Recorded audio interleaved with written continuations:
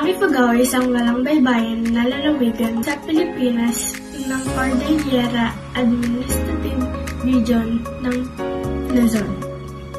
Ang kapital nito ay ang Dagawe at ito ay napapaligiran ng Benguet sa kanluran, Mountain Province sa hilaga, Isabela sa silangan, at Nueva Vizcaya sa timog.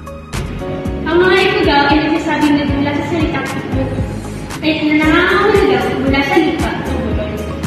Sa panahon ng mga Espanyol, pinalitan nila ito ng Ifugao at ginawa nilang Ifugao. Hanggang sa mga sumunod na taon, sa pananakot ng mga Amerikano, pinalitan nila itong Ifugao. At iyan pa rin ang tawag sa kanila hanggang sa kasalukuyan.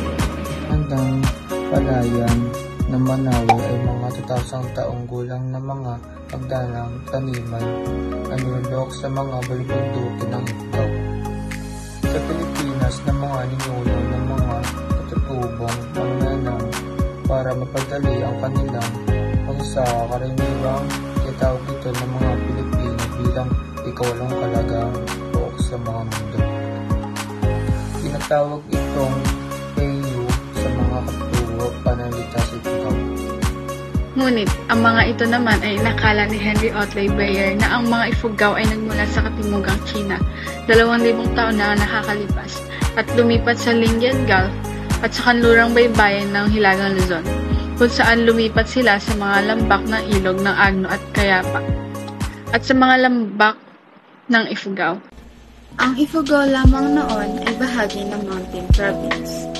Ito ay naging ganap lamang na lalawigan noong ika-18 ng Hunyo taong 1966. Matatagpuan sa mga hilagang bulubundukin ng Pilipinas sa libong ito. Tumaya tayo sa Tolyo, tradisyonal na palda ng babaeng Ifugao. Tinatawag din itong ampuyo sa lugar ng kultura ng Kilangan.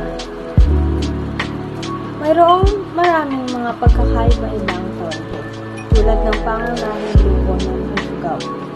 Ngunit lahat sila ay sumusunod sa isang pangunahing pattern ng mga kulay at guhit. Ang bawat disenyo ay nagsasalita ng pagkakakilanlan at lugar ng pinagmulan. Ang mga Ifugao sa ngayon ay humahabi ng iba't ibang uri ng palda. Ang ginalit, kilala rin bilang pinaklet, intinlu, at binalit. Ingal galetket, ang finutaw, binayaong ang pinagawaan, at gamit ang pinabodan, at ang gamit ang niniha. Ang ginalit ay tunay na palda ng Ifugao. Sa kahulugan na ang paggamit nito ay paglaganap, pinakalaganap sa buong Ifugao. Depende sa linguistic area. Kilala rin ito bilang intinlu, binalit at tinalet. Ang tipikal na ginalit ay isang serye ng mga parallel black o dark blue at white stripes. Ito ay gawa sa 3 panel, kaya tinatawag itong intinlu o intis sa lugar ng kultura ng Kilangan.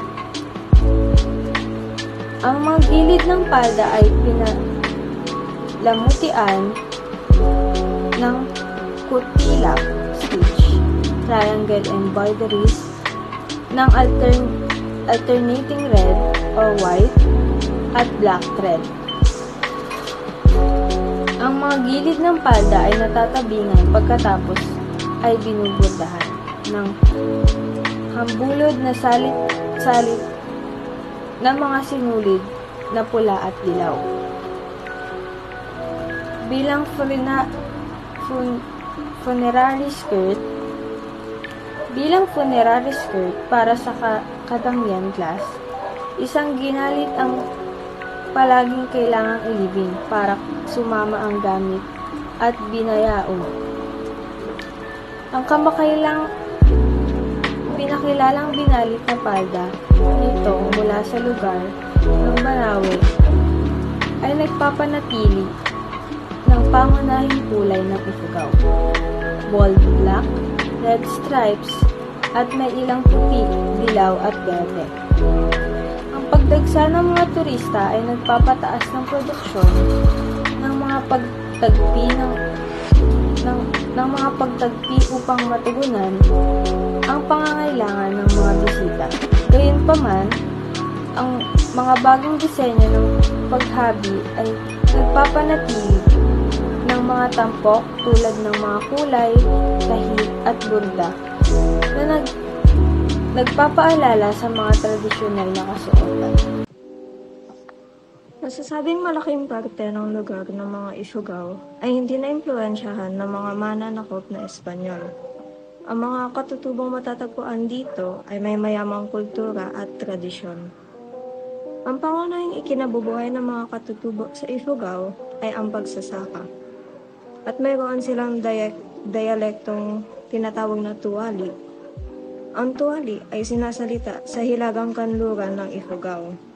Ang mga partikular na lugar ay ang mga bayan ng Hinyon, Kiangan at Hungduan at ilang mga barangay sa Tinok, Asipulo, Lamot, Lagawe at Banawe. Ang isang pagkakaiba at pagkakakilanlan sa kaibahan ng mga wikang Tuwali ay sa gamit ng ilang grapheme tulad ng K. Ang Tuwali ng Kiangan ang pinakamayan dito. At ang ilan sa mga halimbawa nito ay Umaliak, Umeka, Dayakot at Ekab. Ngayon, ang sagot sa katanungan, paano nakakatulong ang napiling pangkat sa pagpapaunlad sa panitikang Pilipinas? Katulad ng ibang lipunan, mayroon ding ari-arian ng mga Ifugao. Dahil sa kahirapan, nakahanap pa rin sila ng paraan upang makapagtanim ng gulay at makahanap ng pagkakakitaan. Sa paraang ito, napapanatili nila ang kanilang kultura at ang pagkakakilanlan sa buong Pilipinas.